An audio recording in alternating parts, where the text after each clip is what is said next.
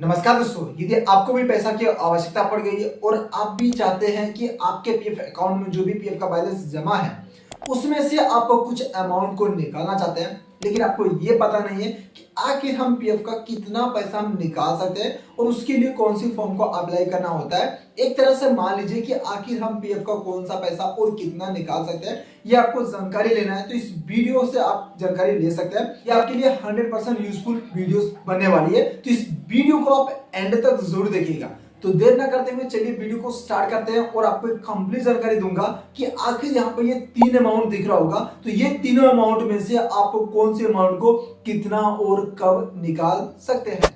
तो सबसे पहले हम जानेंगे दोस्तों, ये तीनों अमाउंट में से आखिर हम कौन से अमाउंट को कंपनी में काम कर रहे हैं उस दौरान हम निकाल सकते हैं। तो यहाँ पे लिस्ट आ गया, तीन अमाउंट जमा होता है हम लोग को, एक एम्प्लॉय शेयर, एक यहाँ पे एम्प्लॉय शेयर, एक यहाँ पे पेंशन शेयर। सबसे पहले आपको ये जानना होगा कि ये तीनों शेयर में से आपका खुद का जो आपके सैलरी से कट होकर 12% जमा होता है ना आपके पीएफ अकाउंट में, वो अमाउंट आखिर आपका कौन सा है।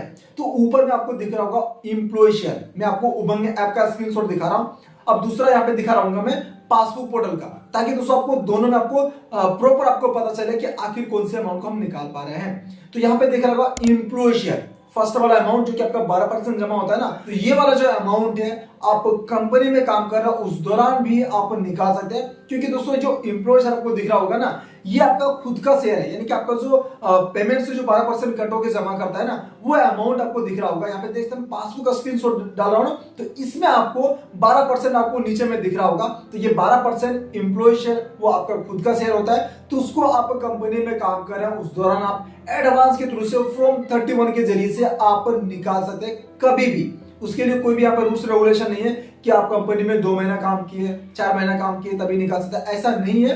आपकी आवश्यकता है कितना अमाउंट चाहिए, तो ये एम्प्लॉय शेयर दिख रहा है ना, सिर्फ उसी वाला अमाउंट को आपको जितना शो कर रहा है 10,000, 20,000, 5,000, 4,000 जितना भी दिख रहा है, इनलेस पारा के थ्रू से आप एडवांस फ्रॉम 31 के जरिए से आप इसको विड्रॉल कर सकते हैं, निकासी कर सकते हैं।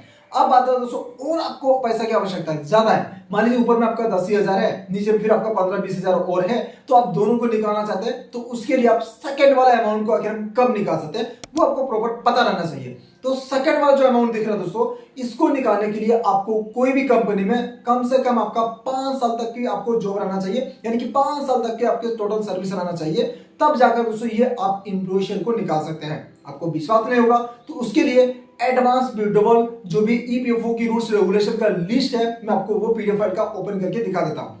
तो कुछ इस प्रकार से देखते हैं यहाँ पे एडवांस जो भी पर्पज से जो भी विड्रॉल किया जाता है ना, उसके यहाँ पे रूल्स रेगुलेशन है, एम्प्लॉय शेयर कब और कैसे निकाल सकते हैं। तो यहाँ पे देखते हैं इसका जो टोटल सर्विस है आपको यहाँ पे दिखा रहा होगा 5 ईयर्स रहेगा, तभी जाकर आप ये एम्प्लॉय शेयर को निकाल सकते हैं विद आपका एम्प्लॉय शेयर विद यहाँ पे जो भी इंटरेस्ट रहेगा वो, ये सारा का सारा एक ही अमाउंट को निकाल सकते हैं। जो कि दोस्तों इसके लिए जो पर्पस होता है, यानी कि आप कौन सी कारण से निकालना चाहते हैं, तो यहाँ पे कंस्ट्रक्शन ऑफ हाउस या फिर दोस्तों परचेस ऑफ हाउस, यहाँ पे देख सकते हैं ये सारे आपको पर्पस मिलेंगे इसको निकालने के लिए। अदरवाइज दूसरा पर्पस के जरिए से आप इसको विड्रॉल करने के लिए जाइएगा तो ये नहीं होगा। 5 साल की सर्विस रहना चाहिए, उसके बाद आप कंस्ट्रक्शन ऑफ हाउस का जो भी है इसी पर्पस के जरिए से ये सेकंड वाले अमाउंट को निकाल सकते हैं, जो कि आप लाइफ में एक ही बार आप इसको अप्लाई कर सकते हैं, आपको सेकंड टाइम फिर इसका ऑप्शन ही नहीं आएगा।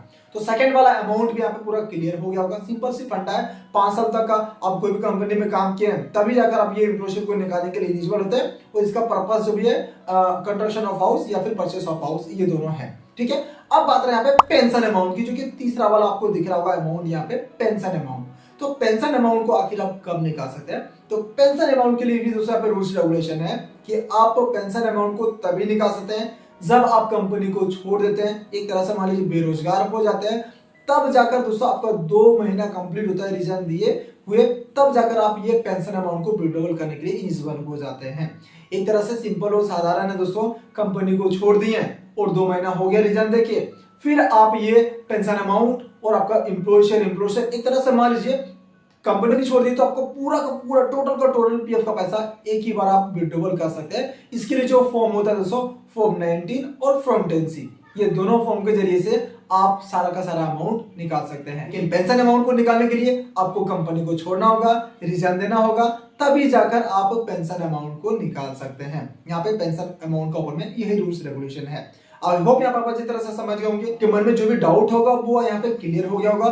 फिर भी आपको कोई भी डाउट और कोई भी कंफ्यूजन है पीएफ से रिलेटेड तो इसी वीडियो को कमेंट सेक्शन में आप कमेंट कर दीजिए, या फिर हमारा पर्सनली व्हाट्सएप नंबर आपको प्रोवाइड कर दिया जाएगा डिस्क्रिप्शन बॉक्स में, वहां पे भी आप सवाल पूछ सकते हैं। फिलहाल इस वीडियो के माध्यम से आपको यही जानकारी देना था। जानकारी पसंद आई तो एक प्यारा सा कमेंट जरूर कर दीजिएगा, क्योंकि आपका एक प्यारा सा कमेंट आपके लिए एक छोटी सी बात होगा, लेकिन हमारे लिए वो बहुत बड़ी बात होती है। तो एक प्यारा सा कमेंट कर दीजिएगा और चैनल को सब्सक्राइब कर सपोर्ट जरूर कीजिएगा। धन्यवाद।